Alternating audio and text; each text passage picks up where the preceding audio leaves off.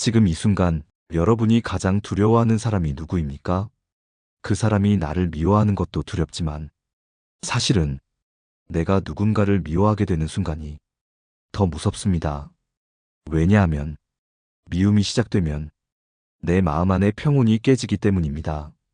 관계 속에서 사람이 싫어지는 순간은 가장 고통스러운 감정 중 하나입니다. 혹시 요즘 누군가가 너무 밉고 그 사람을 떠올리는 것만으로 가슴이 답답하거나 잠이 오지 않는 분들이 계십니까? 아마 대부분의 사람들이 한 번쯤 이런 감정을 겪어봤을 겁니다. 오늘 방송에서는 사람이 싫어질 때 여러분의 마음을 무너지지 않게 지켜줄 세 가지 지혜를 나눠보려 합니다. 이 세 가지만 기억하면 상처받는 감정에서 조금은 벗어나 평온을 회복하는 데 큰 도움이 될 것입니다. 서울 종로에 사는 김은정 씨의 이야기를 시작으로 들어보겠습니다. 은정 씨는 오랜 기간 같은 회사에서 근무해온 동료 박지선 씨와 친하고 가까운 관계였습니다.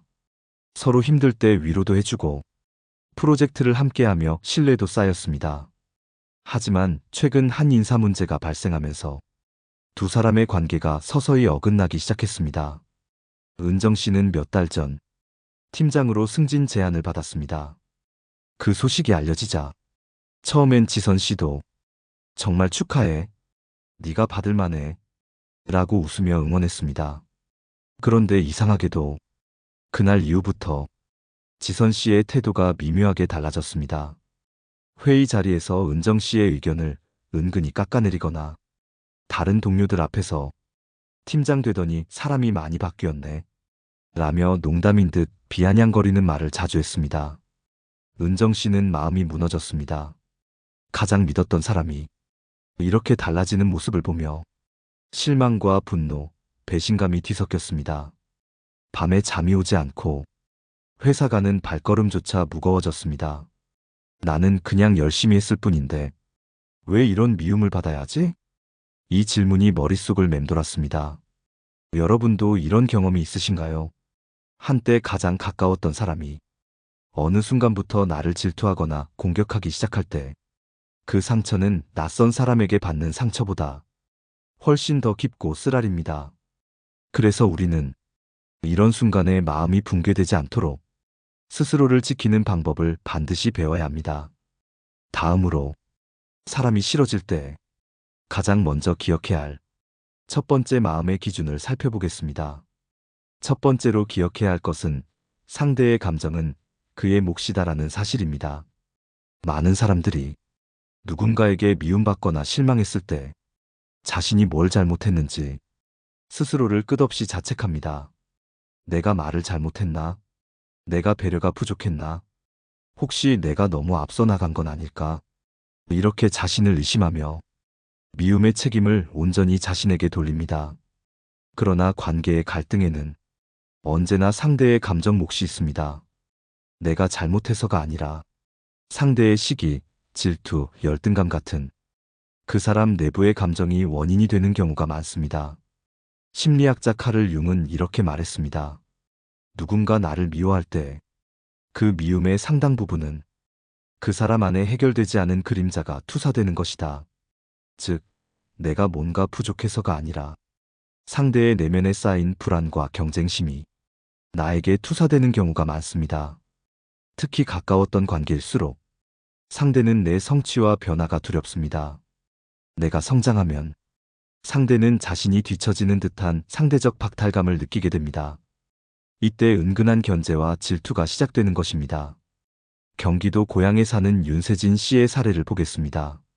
세진 씨는 오랜 친구 유나 씨와 늘 모든 고민을 나누며 친자매처럼 지냈습니다.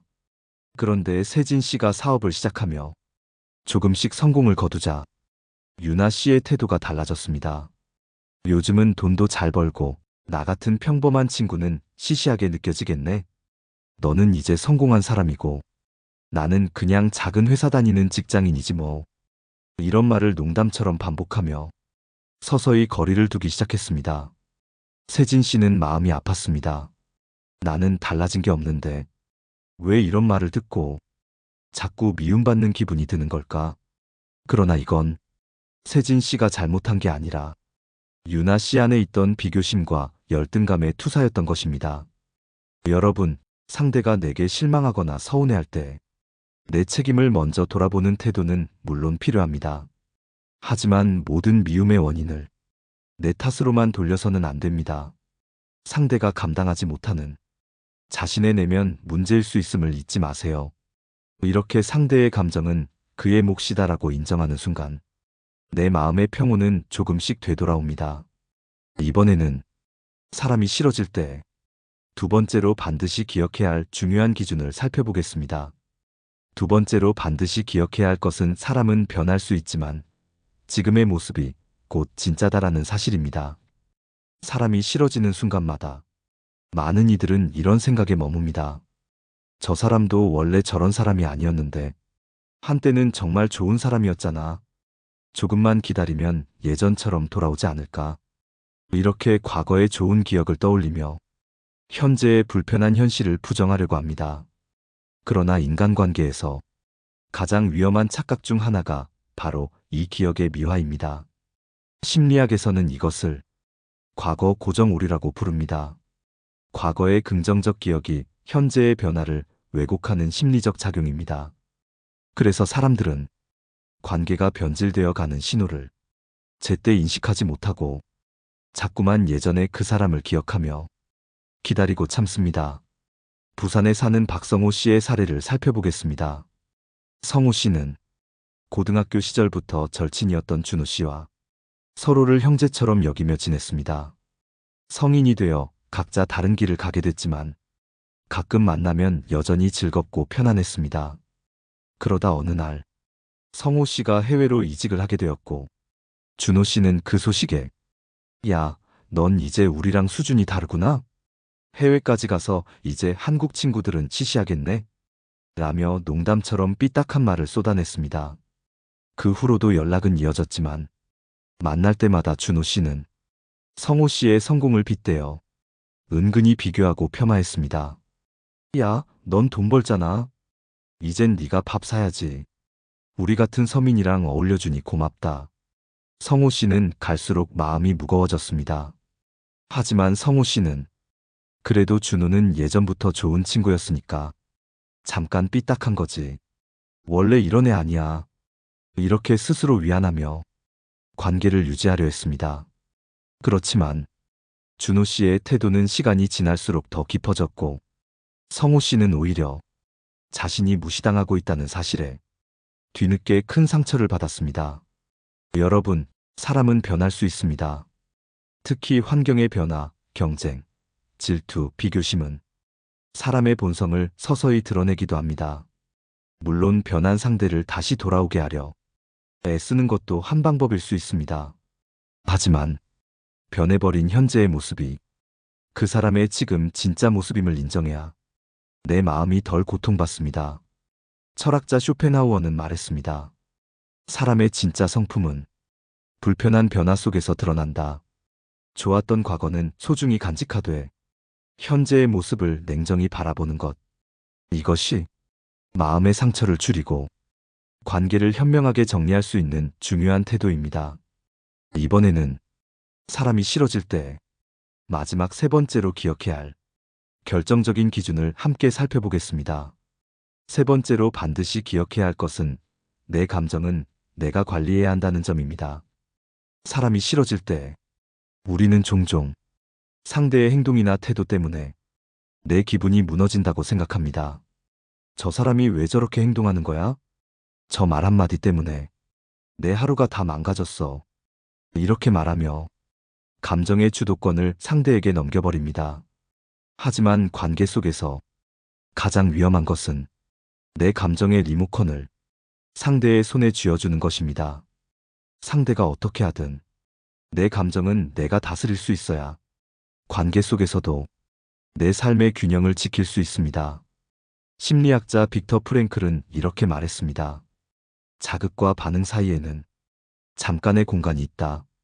그 공간에서 우리는 반응을 선택할 수 있다. 상대가 나를 무시하거나 상처 주는 말을 했을 때 내가 선택할 수 있는 반응은 항상 여러 가지가 있습니다. 분노, 서운함, 실망만이 아니라 이 사람의 말에 내가 휘둘릴 이유가 없다 라고 선택하는 것도 가능합니다. 경기도 수원에 사는 정수민 씨의 이야기를 들어보겠습니다. 수민 씨는 회사에서 늘 불편한 동료가 있었습니다. 같은 부서 김대리였습니다. 김대리는 회의 때마다 수민 씨의 의견을 깎아내리고 사소한 실수를 크게 부풀려 팀장 앞에서 지적하곤 했습니다. 처음엔 수민 씨도 매일 밤 분노와 서운함에 휘둘렸습니다. 왜 나만 갖고 저렇게 구는 걸까? 도대체 내가 뭘 잘못했나? 이런 생각에 잠도 제대로 못 잤습니다. 그러다 어느 날 수민 씨는 상담을 받게 되었고 상담사는 이렇게 말했습니다. 수민 씨, 김 대리가 한 말이 정말 수민 씨의 진짜 가치입니까? 아니면 그 사람의 불안이 만들어낸 말입니까? 이 말을 듣고 수민 씨는 깨달았습니다.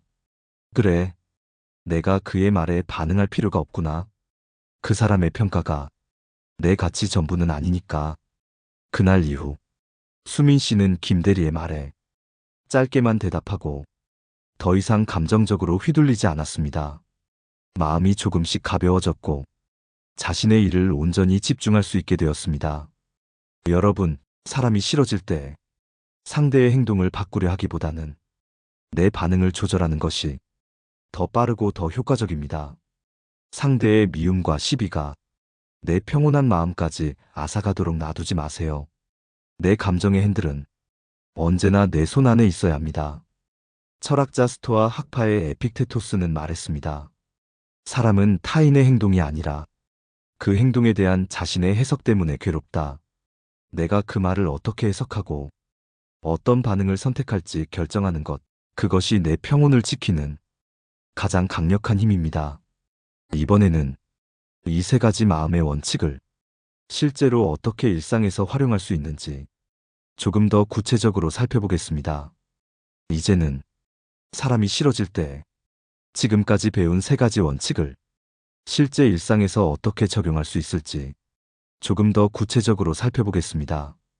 이 실천법은 관계의 피로를 줄이고 내 감정을 지켜내는 데 큰 도움이 됩니다. 첫 번째 실천은 생각의 틀을 바꾸는 연습입니다. 누군가 나를 불편하게 할 때 우리는 보통 왜 저러는 걸까라는 질문에 갇힙니다. 그러나 이렇게 물어보세요. 저 사람의 감정은 내가 아니라 그 사람 안에 어떤 불안에서 시작된 걸까? 상대가 질투하거나 불안해서 공격하는 경우가 많습니다. 이걸 알게 되면 아, 저 사람도 결국 자신 안의 불안과 싸우고 있구나 라고 생각할 수 있습니다. 그 순간 분노 대신 작은 연민이 피어오르기도 합니다. 두 번째 실천은 현재를 냉정히 인정하는 태도입니다. 사람은 변할 수 있지만 지금의 행동이 그 사람의 현재 모습입니다. 예전엔 좋은 사람이었는데 이렇게 과거를 붙잡기보다는 지금 이 사람이 내게 어떤 영향을 주고 있는가? 이걸 냉정히 바라보세요. 이렇게 하면 관계를 끊을지 유지할지 훨씬 건강한 판단을 할 수 있습니다. 세 번째 실천은 내 감정의 핸들을 내 손에 쥐는 훈련입니다. 상대가 불쾌한 말을 던질 때 바로 반응하지 마세요. 마음속으로 이 말에 내가 휘둘릴 필요는 없다. 내 평온은 이 사람의 말에 달려있지 않다. 이렇게 스스로 선언해 보세요. 처음엔 쉽지 않지만 이 연습을 반복하면 내 감정의 주도권이 서서히 내 손으로 돌아옵니다. 네 번째 실천은 대화의 경계선을 세우는 법입니다. 상대가 비아냥거리거나 내 마음을 상하게 하는 말을 반복할 때 그냥 웃어넘기지 말고 조용히 이렇게 말해보세요. 나는 그런 말이 조금 불편해. 그런 식으로 이야기하면 내가 상처받아. 이렇게 단호하지만 부드럽게 내 감정의 경계를 알려주는 것이 중요합니다. 이걸 한두 번 해보면 상대도 내 감정의 선을 알게 됩니다. 다섯 번째 실천은 거리 조절의 기술입니다. 어떤 사람과의 관계는 완전히 끊을 수 없을 때도 많습니다. 가족, 회사, 오래된 친구일 경우가 그렇습니다. 이럴 때는 물리적 거리가 아니라 심리적 거리를 조절해야 합니다. 상대의 말에 휘둘리지 않으며 내 중심을 유지하는 것, 필요 이상의 감정 소비를 하지 않는 것, 그것이 거리 조절입니다. 철학자 마르쿠스 아우렐리우스는 말했습니다. 상대가 무엇을 하든 내 마음은 나의 것이다. 이 5가지 실천법은 여러분이 관계 속에서 상처받지 않고 내 마음의 평온을 유지하는 강력한 도구가 되어줄 것입니다. 이번에는 오늘 이야기한 모든 내용을 조금 더 정리하며 마무리하도록 하겠습니다. 오늘 방송을 마무리하며 이제까지 나눈 이야기를 한 번 더 차분히 정리해 보겠습니다. 사람이 싫어질 때 마음이 힘들어지는 이유는 사실 상대 때문이 아니라 내 안에서 끊임없이 밀려오는 분노, 실망, 배신감, 죄책감 같은 복잡한 감정들 때문입니다. 이 감정을 제대로 다스리지 않으면 내 하루가, 내 삶 전체가 그 사람에게 잠식당하게 됩니다. 그래서 우리는 이럴 때마다 꼭 3가지를 기억해야 합니다. 첫 번째는 상대의 감정은 그의 몫이다였습니다.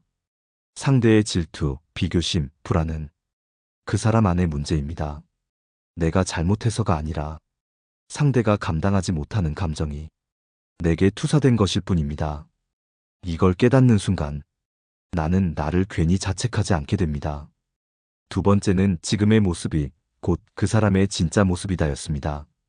과거에 좋았던 모습만 떠올리며 현재의 불편한 현실을 부정하려 하지 마세요.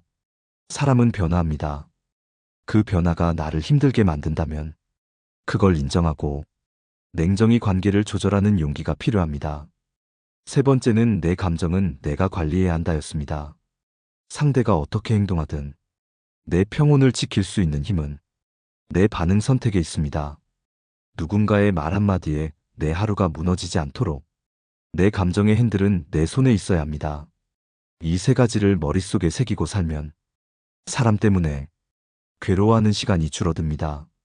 상대의 행동을 바꾸려 애쓰기보다는 내 안의 시선을 바꾸는 것이 훨씬 빠르고 훨씬 현명한 길입니다. 철학자 세네카는 말했습니다. 가장 큰 승리는 타인이 아닌 자기 자신과의 싸움에서 이기는 것이다. 이제 여러분께 질문드립니다. 혹시 최근에도 누군가의 말이나 태도 때문에 마음이 무너졌던 순간이 있으셨나요? 그때 여러분은 어떤 마음의 기술로 버텼나요? 댓글로 여러분의 소중한 경험과 깨달음을 서로 나눠주세요. 그 이야기가 다른 많은 분들에게 위로와 지혜가 될 수 있습니다. 좋아요와 구독도 부탁드립니다.